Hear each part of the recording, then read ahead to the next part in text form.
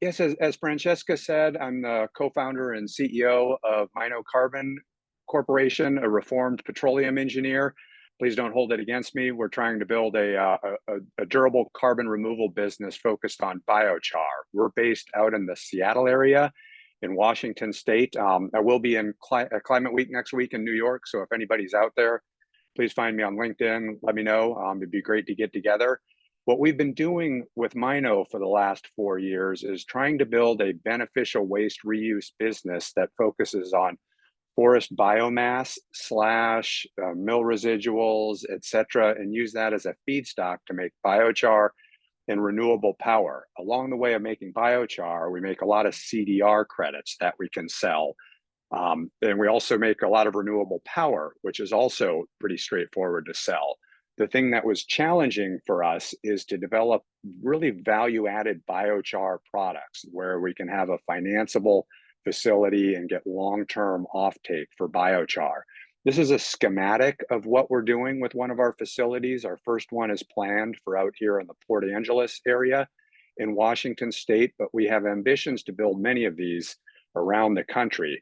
We think tribes would be great partners to really scale and roll these out on. Some of the products that we've been developed are focused very heavily on ecosystem restoration, namely toxic chemical remediation, PFAS, heavy metals, petroleum, etc. What we really want to do is remove a whole bunch of carbon while also using the end products to leave the environment in a better condition than we have found it in. So this is what one of the schematics look like for us. These are some of the products that we've developed. We have a small R&D facility where we've been doing product development and testing for customers, largely big chemical companies that are looking to remediate problems that their legacy operations have generated. But one of the things that's really attractive to us about partnering with tribes is we think it just goes to really the ethos of protecting the natural ecosystem.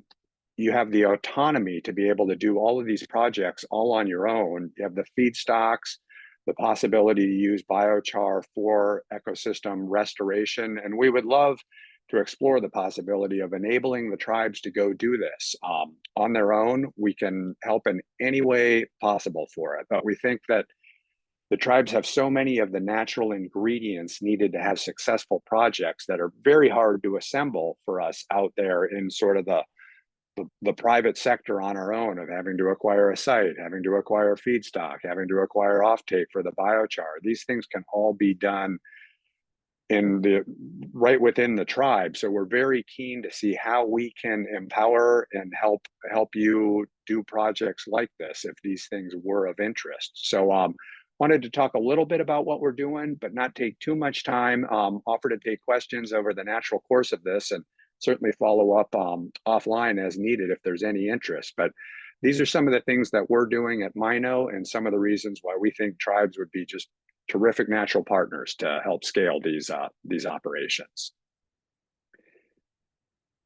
All right, happy to. And yeah, I know the deck is shareable, so please do feel free to reach out to me at any time if you have any questions about it.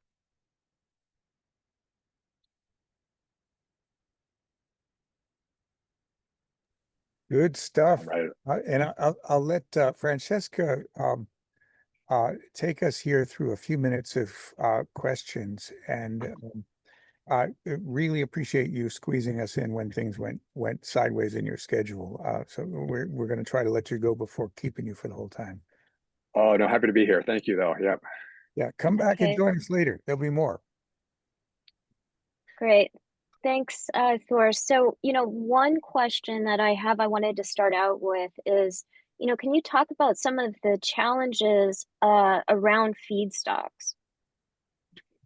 Yeah, one of the things, so what we've been trying to do for the last couple of years is to go out and purchase a site, industrial zoned, heavy land, whatever, a suitable site, and then to secure offtake. These are 25, 30-year projects, very long running projects. And then to get a feedstock agreement with whether it's a mill, a timber company, you name it, to secure those feedstocks over long duration has been a difficult exercise. There's interest in doing it with partners out there, but but it is a challenge, as is finding the proper location with permits and other things that go into that. So the ability to have all of the feedstock and the permitting rights with your sovereignty and the locations for this would really set you up to be able to go, quite quickly with these projects. We've come to think about biochar really as a form of renewable carbon.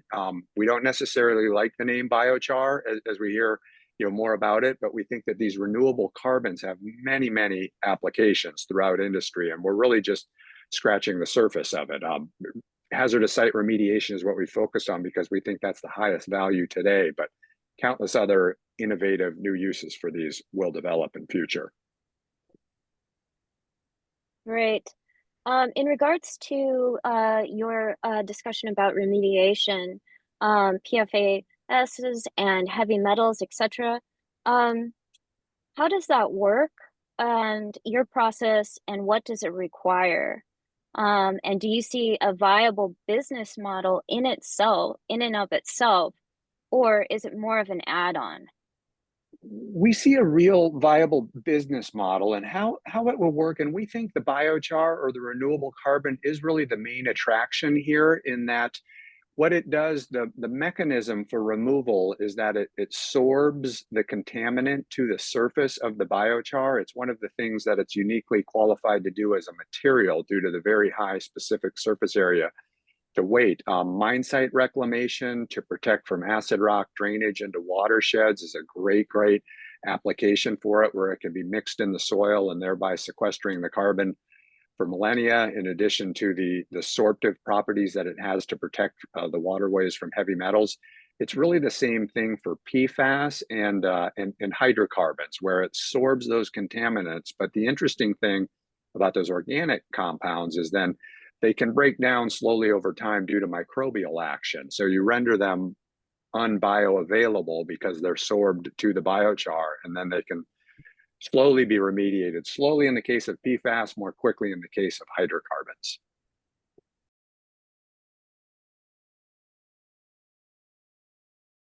Yeah, the impacts on it is I don't see many downsides to it. The main downside to it would be using biochar in too heavy of a concentration at some of these sites where you would then compete for nutrients and compete for resources that the microbes need just through their natural the natural health of the biome could be impacted if you put too much of it on there.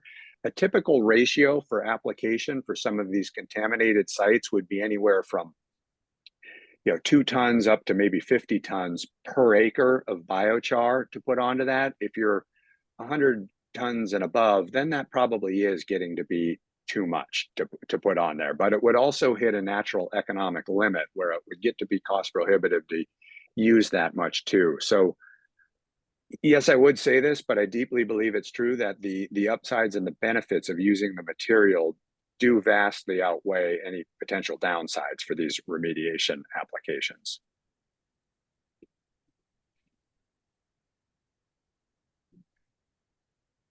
Or, if a tribe was interested in biochar, what do in your view, what are some of the first steps tribes should take when they're looking at moving into this sector?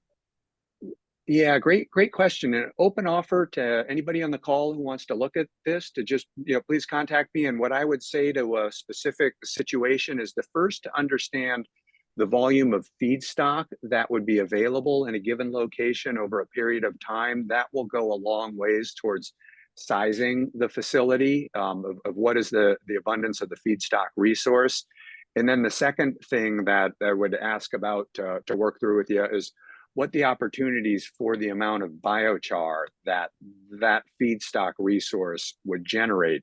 What are the opportunities for that locally in stormwater, hazardous waste, remediation, to really kind of size the facility.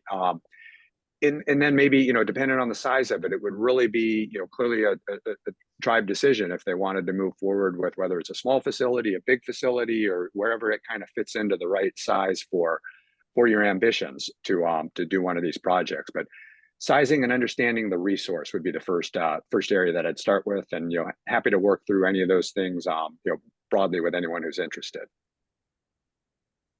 Another question is, how much of total revenue could come from carbon removal credits? Yeah, so roughly what one of these facilities look like, a reasonably large facility, about 1/4 of the revenue would typically be for the electricity sales, the power sales. Another quarter would typically be for the carbon dioxide removal credit sales, and that's at roughly $100 to $150 a credit is just sort of the market prices. This is all pretty available online out there. And the other 50%, the other half of the revenue would largely be the biochar sales into remediation applications. A little bit of agriculture, but we think remediation is a higher value use of the products. Great. And in your view, where you are now with the build out of Myno, what are some policy wins that you'd like to see accomplished, at least over the year? Yeah, no, that's a great question. There's one real clear one that comes to mind for us, is that to the revenue streams is we joke about what we're really doing is hacking the carbon cycle. Is that biomass, when that would rot or decay or burn, it would go to the atmosphere. We intercept some of that and turn it into biochar and get it back in the soil, and we get a CDR credit for that. But to the policy side, this is very hard to agree to the numbers on it, but part of that biomass, the counterfactual, if the project didn't exist, would turn into methane, or some would be nitrous oxide. And the global warming potential of those gases is significantly more than CO2. If there was a way, for a policy way, to be able to characterize that we used 100 tons of biomass, whatever it might be, the counterfactual, some part of that would have turned into methane, which is scientifically true. It's just difficult to agree the number and the conditions, where if you could get credit for those, it would be a fourth revenue stream for these avoided credits, which are currently not something that we can monetize. But it's a very real physical phenomena that some of that feedstock does rot under anaerobic conditions, cause methane and burn, incomplete combustion, and cause nitrous oxide. And those are 25 times as bad as CO2 in the case of methane, and 300 times as bad in the case of nitrous oxide. So if you could get credit for those, we see that as upside on the business model in the future, that we do believe over the years ahead, that sort of measurement, reporting, and verification standards, that those things do develop to be able to characterize how much of those other greenhouse gases were avoided. And that it's a significant climate impact, and it could be a significant way to helping these projects scale more quickly on their own revenue streams. Right. Well, I'd like to open it up. Are there any more questions from the network? Okay, well, thank you so much, Thor. It was great to have you here, and please jump back on if you have time later. All right, thank you very much. I appreciate everybody's time, and do please reach out if you want to just evaluate rough feasibility check on a project in your area. Okay, thank you, everyone. Thank you, Francesca. Appreciate the opportunity. Bye. All right, bye. Take care. Great. I'll hand it over to Brad. With that, I'll go ahead and jump to an introduction of Michael Smith. And Michael, thank you for joining us. We're lucky to have you here. And for everyone who probably doesn't know yet, Michael's developed a company called Regenitech. It's a startup. It's doing very technically interesting work. It is perhaps the most complete circular economy system for use of wood waste that I've seen. It's quite remarkable how many things they make, and what the potential flexibility of the process is. One of the reasons that I think this matters, and you heard a little bit about this from Thor too, is that tribes that are looking to figure out what to do with their forest wastes are are often struggling with logistic and economic challenges. Markets change. If you set up to make one product, it's not always what the market wants in another year or five. And so the ability to produce lots of different things can turn out to be advantageous. And again, as you heard with Myno, some approaches produce a potentially quite significant value add. And with that, I'm going to hand this to Michael, who is really, I'm delighted to have him here. This is an innovator of note. And with that, Michael Smith. Okay, thank you so much, Brad. And I'm excited to meet with you all. And what I heard was from the previous presenters it's very exciting and completely in line with what we're all about. Okay, so I want to talk a little bit about how I got here. It was a pretty winding path, right? I started out pretty much in physics, mathematics, computer science, and I've worked for 50 years in the computer science world. And I noticed that as I was developing one software innovation after another, the technology advanced so rapidly that by the time we were finished with one thing, it was already obsolete. And so I thought, is it possible for us to develop a biological or organic systems that were able to keep up with innovation? And so that was one of the things in the back of my head that I was working on. And so, at the meantime, I was like working in computer animation, EA Sports, AI for video games, all of those type of things. And I thought, well, some of what we're doing in this realm could be applicable to what we could do in the natural world.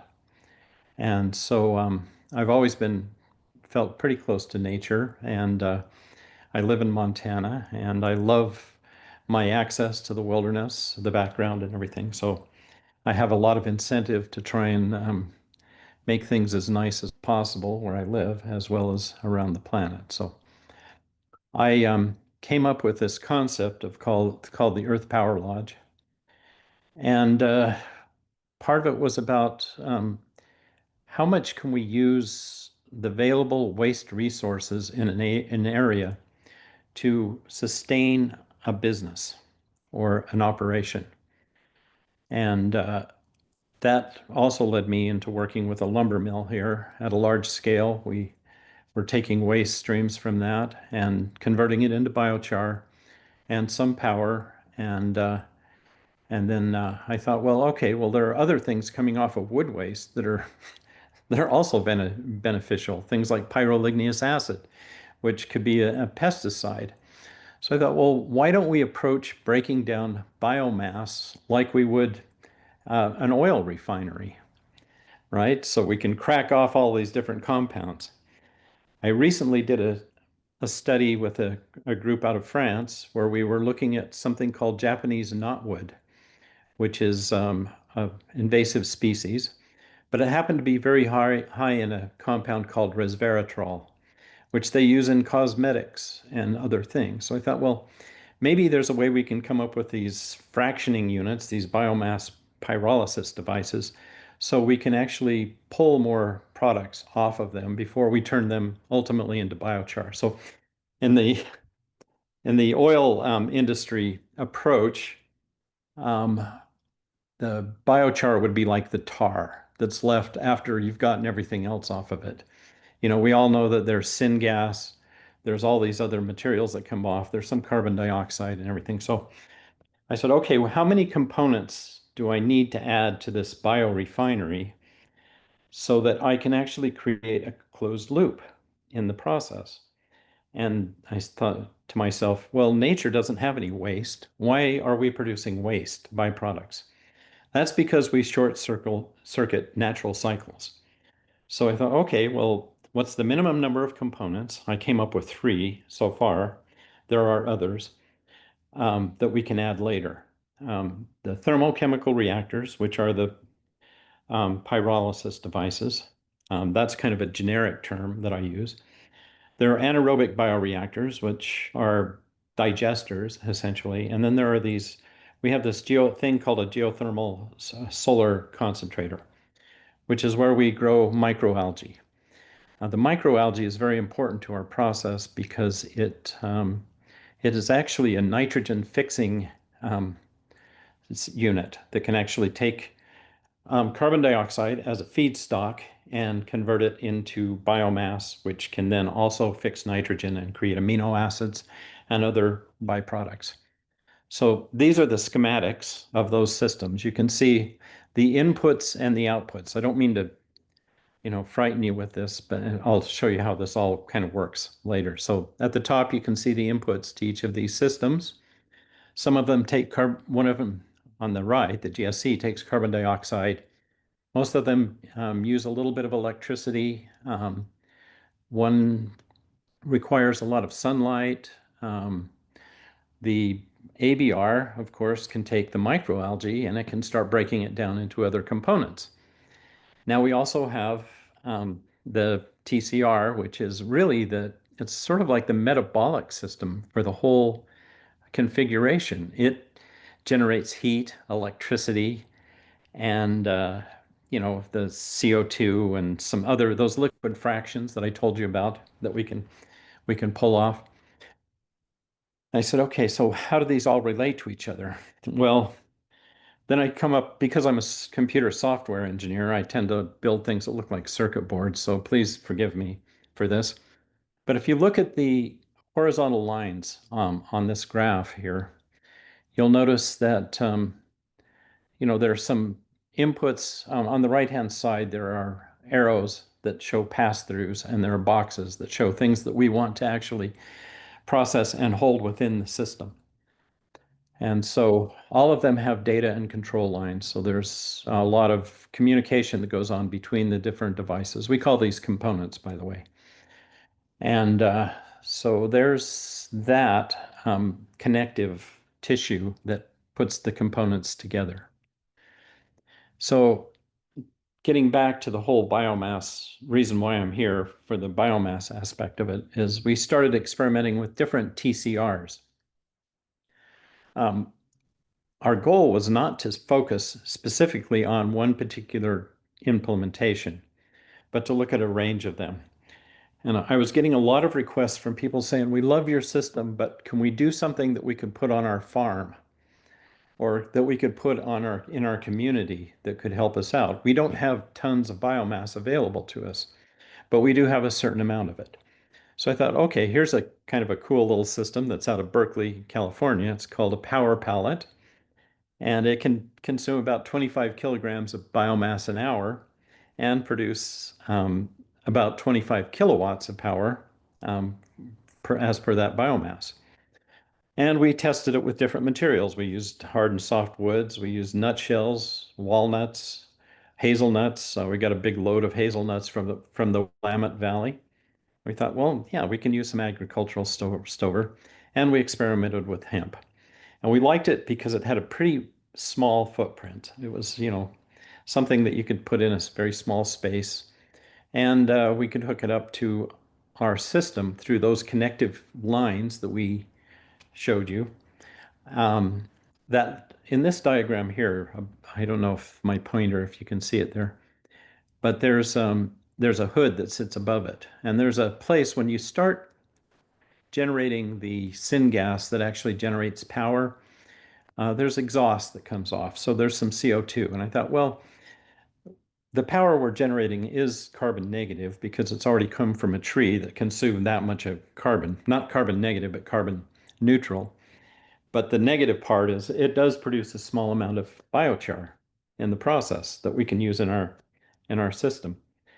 But we want to see if we can do a little better. So we have the ability to capture that carbon dioxide that comes off the making of the biochar, and we can run it into our other system. I'll show you that later. So this is, a typical configuration. It's taking in the syngas that's produced by the biochar, the pyrolysis device, the reactor on the other side. It's just on the other side of the wall there. and it can generate this amount of power. Now, it doesn't generate a lot of biochar because a lot of that biochar gets reformed into fuel that gets consumed in the engine. And we're assuming for these numbers that I'm showing you here that it's about 15% moisture content in the material. So this system is a little bit finicky. The input materials have to be of a certain size and a form in order for it to work, right? Now, but the cool thing about that system is you can cascade them. So if you have, you can put two of them together pretty easily, and you can probably go up to 5 or 6. In this one, I'm showing a double system that has a feeder from the top. It's got a little auger that pulls the biomass up and drops it into 2. And so this one has a 50 kilowatt configuration. And so you can go that route as well, and it'll double the outputs as well as double the input, the consumption rate. Now this is a system that I did at the lumber mill that can consume 250 kilograms of biomass per hour and generate 250 kilowatts and approximately 1 ton of biochar a day. So the biochar, because it's a retort system, the function's a little different than the power pellet. And its ability to generate more biochar per unit of biomass is a little higher. We also want to focus on the amount of heat that comes off. Up here in the north, the northwest where we are, our temperatures can get down pretty low. And so we want to be able to recapture that heat and use it in our biorefinery as part of our processes, to help us with the manufacture of the other outputs that we're generating. That's a 5th grade class. We loved that site. It was a little hard to work from because it's at a lumber mill and everybody had to wear hard hats and steel-toed shoes and everything.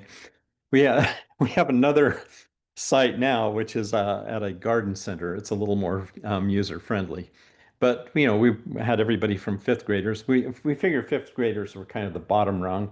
If it got younger than that, then it was just too chaotic to actually manage. Up to university level, people looking at architecture and different chemical and engineering processes. So again, this is that weird diagram again that shows you the TCR. The white lines are showing you the outputs.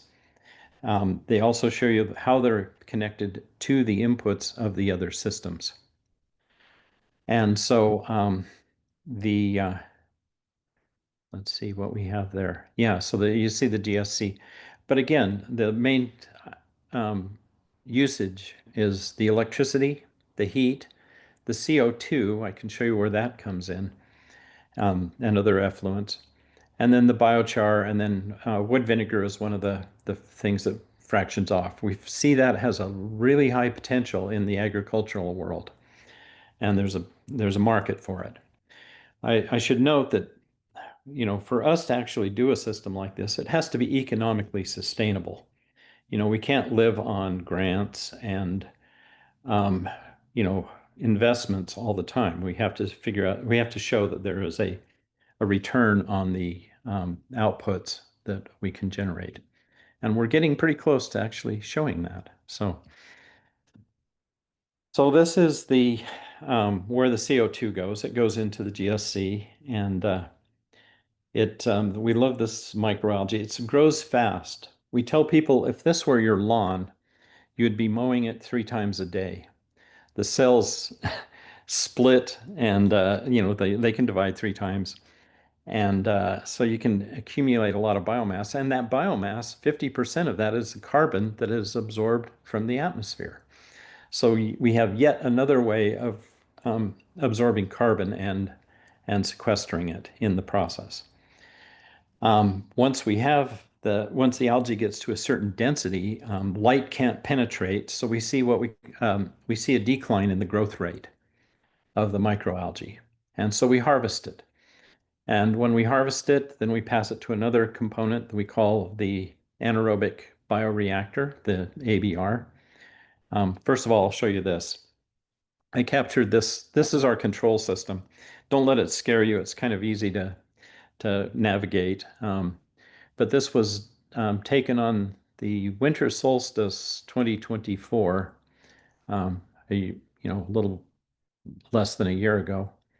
And you can see that the outside temperature is 27 degrees. Our inside temperature, the water temperature, is around 70 degrees. And all of that heat and energy is actually captured from the processing of making biochar and the electricity that actually runs the whole system.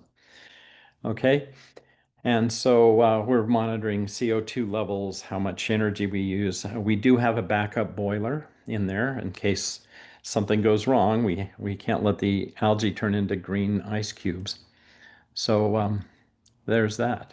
And so the anaerobic bioreactor is also supplying heat to this device. It actually takes the microalgae. We've actually blended the microalgae with some really fine microparticles of biochar. And we noticed when we did that, we got a higher production of methane in this system. Now, the methane, we don't just vent it. We actually put it back in to the TCR as a supplemental fuel to help support the making of the biochar. So we produce methane and hydrogen in that process, and we use those fuels. And then when the bacteria in those tanks start to break down that soup, we wind up with something called a biostimulant. And these biostimulants are amazing. They're mostly amino acids that plants can take up directly. We've seen them fix plants that are ill. They've actually recovered, they have a 24-hour recovery time. We can use it as a foliar application. You can spray it on the plant, or you can do a root drench, and it'll actually totally, we want to replace the chemical fertilizers that we're currently using that are basically destroying our soil. Really high chemical salts that we use for growing. We call them crack for plants because you put them on, you put it on the plant, and the plant immediately has a response. It grows fast. But then, the next season, you have to add more. And then you have to add a little more. Because essentially what you've done is you've destroyed your soil microbiome in the process. So what we are doing is we're actually feeding that soil microbiome, and we're trying to recover it in the process. So we really want to try and move people away. There's a lot of addiction to glyphosate, which should be banned completely. It is a horrible poison, and we need to get rid of that.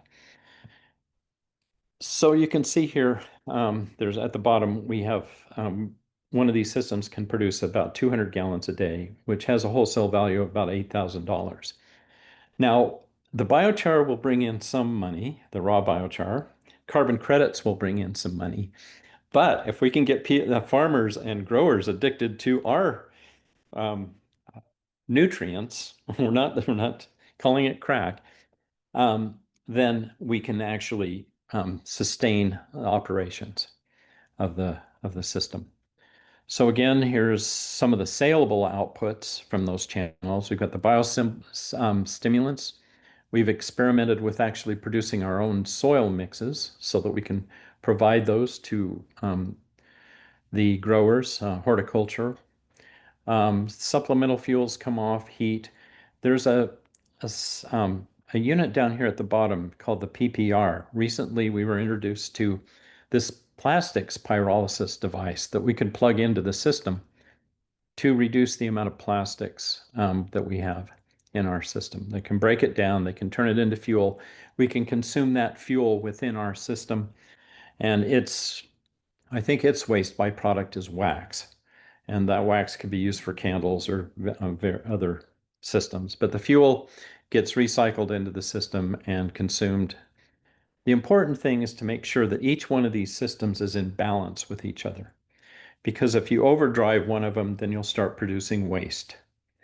And that's the thing, is like if you put a system out there that requires so many tons of biomass to make biochar, how are you going to sustain that? I mean, you might have to keep moving it around or whatever. But the idea is to try and do an assessment. We call it a site analysis of what's available in the area as far as natural resources like the geothermal and the solar and all of those things. And how do we put those together so that the system can actually operate sustainably for a long period of time and actually regenerate, the resources in that area. So we've already branded the biostimulants, and we've gone through the OMRI certification so that they're listed for organic use. And we've started selling those. We have it online. We have some of it in the Ace Hardware stores locally here, and we have it in other places. But there are really three areas where we want to try and sell this materials. First of all, there's the online for the small home gardener consumer. Then we have the large scale regeneration, soil regeneration issues, very similar to what I've already forgotten his name, is doing with his products, right, to regenerate soil. And then we have, just what's the other on shelf retail markets. So this product is selling well. Right now, the sales are a little lower because in the Northern Hemisphere, the growing season is over. So we push more of it towards the indoor horticulture markets. This is rather than trying to sell large amounts of biochar, we have something called Regenitech, which is coated with the biofilm of the Regenigro, the biostimulant. So in a way, this is like a solid version of the biostimulant. You put a small amount of that into the soil, and over time, it time releases into the soil and helps, with the plant regeneration. Right now, we're not producing huge amounts of biochar, so this is our approach. We hope to actually generate lots of biochar eventually, but with the system, one of the systems we're working on now that we'll announce later. But for now, these are the two products that we have in the marketplace. We did a study a few years ago on the island of Maui. We had 5 farms, and we provided them with the materials. And we said, okay, just apply this to the plants and take a soil sample to see what the microbiome is doing. And over a 2-month period, we noticed a 2,000% increase in the soil microbiome compared to that. This is land that had just been pasture. They hadn't used it for any agriculture at all. And so there was a huge increase in crop yield as well, a 3-fold increase in the lettuce compared to just those in the control group. And we thought, well, we might be onto something really important here. This year we gave it to a greenhouse that's nearby. It's like you can almost throw a rock and hit the greenhouses from the EPL. And we said, don't use any chemical fertilizers, and let's see what we can do. And so we got the plant starts growing. There were there's 12,000 tomato plants that were created, that were ready for sale to the marketplace indoors. So that's the story, I think. I hope I didn't bore you to tears, but that's the best I can do for now. Oh, it's great stuff. Thank you, Michael, for bringing this to us. It addresses so many aspects of this. It's a little mind-boggling. I know it is. This is what happens when you get a game developer working on a bioenergy project. Okay. That's how you got that big red T on your forehead. T for troublemaker, right? Yeah, thanks. All right. Well, really good stuff. One of the questions that I know is front of mind for a lot of people in forest management in Indian country is they're living in a kind of partially collapsed timber economy. That might be a charitable way to put it. Some folks would, would frame it Yes. more dire terms. But the role of mills in creating a kind of manifold for developing multiple product forms seems really important. And for multiple reasons, and I wanted to check in with you on one of them. The mill and its infrastructure gives you access for a process like yours, and I'm assuming something like this may be true for Thor. We can test this with him too. It gives you access to a wood that's had a bit of time to cure, and perhaps they've cleaned it, so you're not getting all the rocks and dirt with it. And Sure.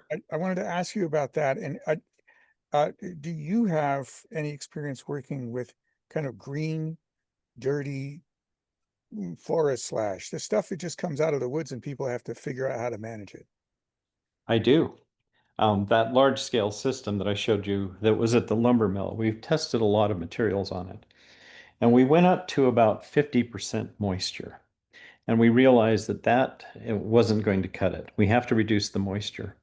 So I thought, well, the logical thing to do is during the summer when there's most of the harvesting is going on, summer and fall and whatever, before breakup and they, season where they restrict lumber trucks on the highways, is to get that material into a pipeline and use the solar energy that's available to dry it and to drop because if it has too high of a moisture content, it doesn't have enough energy to actually sustain the reaction in the pyrolysis device, right? We figure 15% is kind of the sweet spot. We've been a little higher, we've been up to 30%, but your energy output drops and your heat value drops. And then you have to possibly add supplemental energy in order to sustain the reaction. Now, that's the same goes through with the dirty materials. We actually ran some forest floor, just slash material that was scraped up. It had pine needles and dirt and leaves and a few rocks, things like that in it.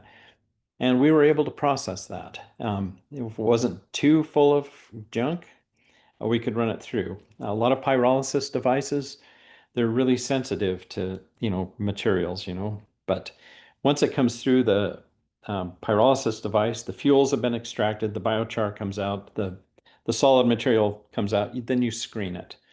And then from there, you can separate the biochar from the rocks. So we've done some of that and we can do a lot more.